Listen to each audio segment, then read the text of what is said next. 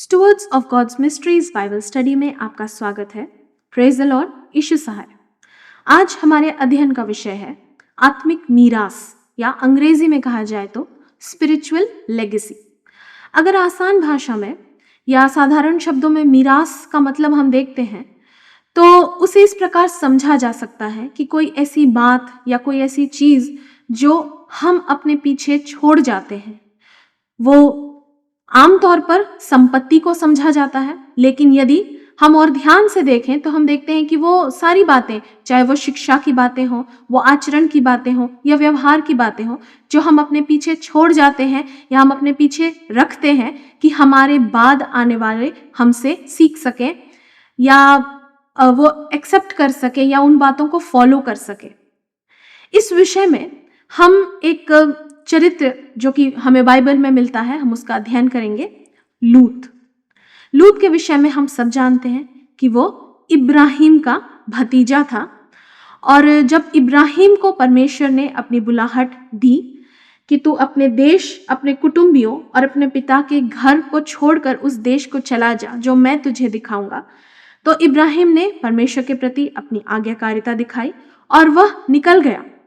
उसके साथ उस वक्त लूत भी था, और लूत इब्राहिम के साथ चलता फिरता था। जहां इब्राहिम जा रहा था वह भी जा रहा था।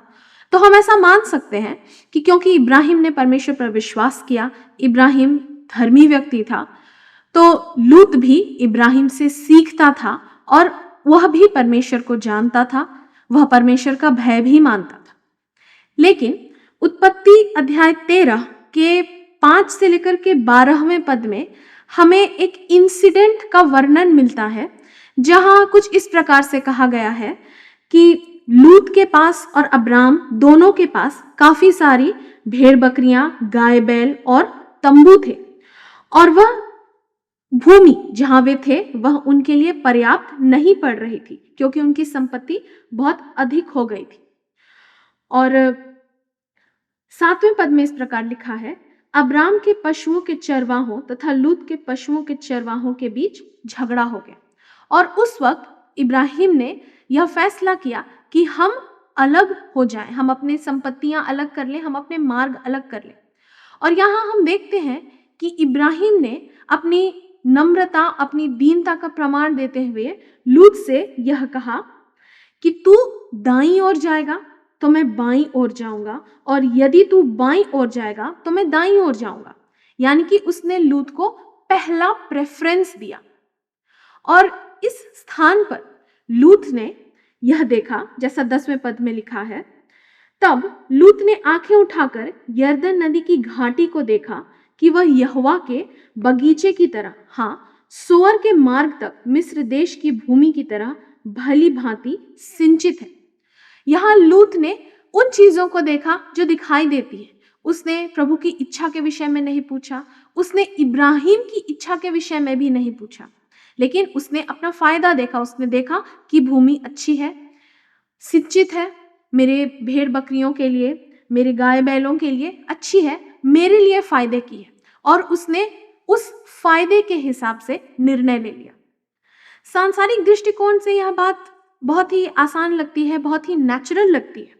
अपॉर्चुनिस्ट होना, अवसरवादी होना संसार की दृष्टि में बहुत ही अच्छा माना जाता है कि जैसे ही मौका आए वैसे ही उस मौके को झपट लेना चाहिए। लेकिन जब हम परमेश्वर का भय मानते हैं तो यह बातें हमें शोभा नहीं देती है।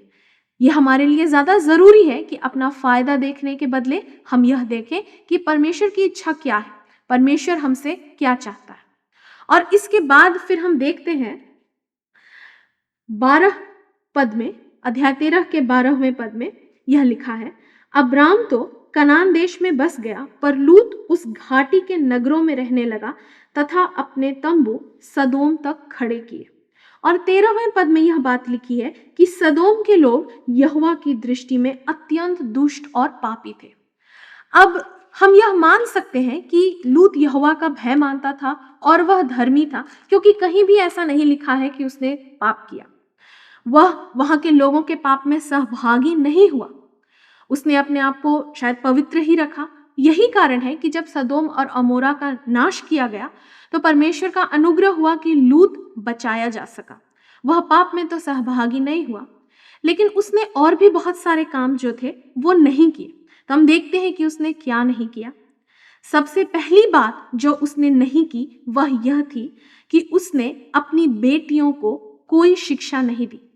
और यही कारण था कि उसकी बेटियों ने सदोम और अमोरा के पुरुषों से विवाह करने का निर्णय लिया। उसने इस विषय में उन्हें कोई शिक्षा नहीं दी होगी। उसने यहोवा का भय मानने के विषय में और बुराई से दूर रहने के विषय में अवश्य उन्हें कोई शिक्षा नहीं दी होगी। इसलिए ही जो लोग यहोवा की दृष्टि में बुरे थे, उसकी बेटियों ने उन पुरुषों को पसंद किया। और उसके बाद फिर जब सदोम और अमोरा के नाश का समय आया और स्वर्गदूत आए थे लूत को वहां से लेकर के जाने के लिए, उसने वहां भी संकोच किया। उससे यह पता चलता है कि उसका मन उन्हीं स्थानों में लगा हुआ था। और उसके बाद हालांकि वो बच निकलता है, वो सुरक्षित सदोम और अमोरा से भाग जाता है और जाकर सोर नाम की एक जगह के बाहर जो पहाड़ियां थी वहां वह रहता है। उसकी वृद्धावस्था वहीं बीतती है और वह वहीं मर जाता है। और उसके मरने से पहले जब वो काफी वृद्ध शायद हो चुका हो, उस वक्त एक और घटना घटती है और वह यह थी कि उसकी बेटियों ने उसके साथ पाप किया और व्यभिचार की संतानों को पैदा किया, जो बाद में प्रभु की दृष्टि में फिर घृणित ही रहे हमेशा हमेशा के लिए, और बाद में हमेशा उनका इस्राएलियों के साथ युद्ध होता रहा। तो यहाँ यह बात सामने आती है कि हालांकि उसने पाप नहीं किया, वह पापों में सहभागी नहीं हुआ, लेकिन उसने वह भी नहीं किया जो परमेश्वर की दृष्टि में अच्छा था या भला था। उसने अपने लिए कोई मीरास नहीं छोड़ी। हम लूत की मृत्यु के विषय में या उसकी आशीषों के सहभागी होने के विषय में कोई भी प्रमाण नहीं पाते। सिर्फ एक स्थान पर हम पाते हैं यह लिखा हुआ कि लूत धर्मी था, लेकिन हम यह नहीं पाते कि उसकी मृत्यु कैसे हुई या उसने अच्छा जीवन बिताया सदोम और अमोरा के से भाग जाने के बाद। इस तरह की कोई बातें हम नहीं पाते। उसका जीवन अनजाने में ही बीत गया और उसने अपने पीछे कोई मीरास नहीं छोड़ी, कोई अच्छी मीरास नहीं छोड़ी जिससे कि उसकी बेटियों को शिक्षा मिलती या उसके बाद आने वाले वंशजों को शिक्षा मिलती। और उसी स्थान पर हम देखते हैं कि इब्राहिम आज भी विश्वास के पिता के रूप में जाना जाता है। जब कभी भी विश्वास की बात आती है, आज्ञाकारिता की बात आती है, तो इब्राहिम का उदाहरण दिया जाता है, उसका प्रमाण दिया जाता है। इब्राहिम ने आशीषों का जो भाग परमेश्वर से पाया, उसने उतना ही या उससे अधिक या उसके बराबर जैसी प्रभु की इच्छा हुई, उसने उन आशीषों को अपने वंशज में बढ़ाया। इसहाक के जीवन में हम उन आशीषों को देखते हैं। उसकी पत्नी सारा ने भी उसकी आशीषों में सहभागी होकर परमेश्वर के अनुग्रह को प्राप्त किया, लेकिन यह बात लूत के जीवन में दिखाई नहीं देती। उसने इब्राहिम के साथ रहकर आशीषों में सहभागी होने का अनुग्रह पाया, लेकिन उसके जीवन में जो लोग आए, उसकी पत्नी, उसकी बेटियां या दूसरे वो सारे लोग जिनके साथ उसका उठना बैठना था, जिनके साथ उसका इंटरेक्शन था, वे कोई भी उनमें से कोई भी उसके साथ उन आशीषों के सहभागी नहीं हो पाए। तो हम यह देखते हैं कि लूत की मीरास कुछ भी नहीं बची। उसने अपने पीछे कोई भी ऐसी बात नहीं छोड़ी जिसे आदर्श के रूप में समझा जा सके या जिसे सीखा जा सके, जिसका अनुसरण किया जा सके। तो परमेश्वर का अनुग्रह हमारे ऊपर बना हुआ है।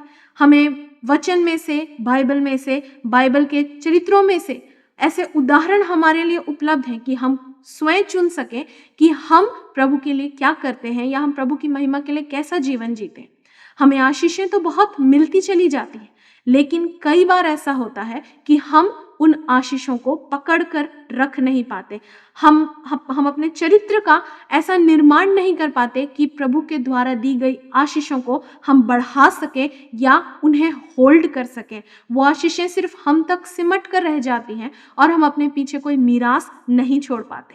तो यहाँ हमें सावधान होने की ज़रूरत है कि जब हम प्रभु से प्रेम करते हैं, हम प्रभु पर विश्वास करते हैं और हम यह दावा करते हैं कि हम प्रभु की इच्छा पर चलते हैं, हम उसके पीछे चलते हैं, तो हमारे द्वारा भी ऐसी बातें हो कि हमारे द्वारा दूसरे आशीष प्राप्त कर सके, जैसा कि परमेश्वर ने हमारे लिए ठहराया है। परमेश्वर का वचन यह कहता है कि आपस में एक दूसरे से प्रेम करो कि सब जान ले कि तुम मेरे चेले हो। प्रभु का वचन यह भी कहता है कि भलाई करने में एक दूसरे से बढ़ चलो। तो हमारा जीवन ऐसा हो कि हम प्रभु की इच्छा के अनुसार, प्रभु के मार्गदर्शन के अनुसार, जहां जरूरत हो हम एक दूसरे की भलाई कर सके।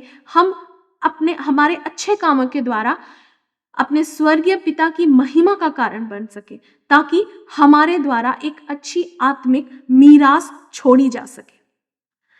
एक बात जो प्रभु चाहता है वो हम करें कि जिन बातों को प्रभु ने हमारे लिए शुरू किया है, उन बातों को हम जस्टिफाई कर सके अपने चरित्र के द्वारा, अपने आचरण के द्वारा, अपने व्यवहार के द्वारा। क्योंकि जब हम अपनी आत्मिक यात्रा शुरू करते हैं तो हम कहाँ तक पहुंचते हैं, हम कितने सफल आत्मिक जीवन को जी पाते हैं, यह काफी हद तक हमारे ऊपर निर्भर करता है, हमारे आचरण पर, हमारे व्यवहार पर, हमारे एटीट्यूड पर और हमारे अवेयरनेस पर डिपेंड करता है। The potential that we have when we initially start out on our spiritual journey depends entirely on our commitment and dedication or lack of it। यानी कि हम जब अपने आत्मिक जीवन में आगे बढ़ते हैं, हम अपना आत्मिक जीवन का सफर जब शुरू करते हैं, तो हम प्रभु के प्रति कितने समर्पित हैं, हम प्रभु के प्रति कितना कमिटमेंट रखते हैं, कितना प्रेम रखते हैं, और हम उसकी इच्छाओं को पूरा करने के प्रति कितने ज्यादा डिटरमाइंड हैं। यह बात इस बात को बताती है कि हम अपने आत्मिक जीवन में कितने सफल होंगे, या हमारे जीवन से प्रभु को कितनी महिमा मिल पाएगी, और प्रभु की महिमा के लिए हम अपने पीछे कैसी आत्मिक मीरास छोड़ जाएंगे। प्रभु हमारी सहायता करे कि उसकी इच्छा के अनुसार, उसकी महिमा के लिए हम अपने पीछे एक अच्छी स्पिरिचुअल लेगेसी छोड़ सकें, जो हमारे बाद प्रभु में आए वो हमें देखकर अच्छी शिक्षा प्राप्त कर सके, वो हमारे आदर्शों को देखकर स्वर्ग में जो हमारा पिता है उसकी महिमा कर सके। God bless you. Praise the Lord.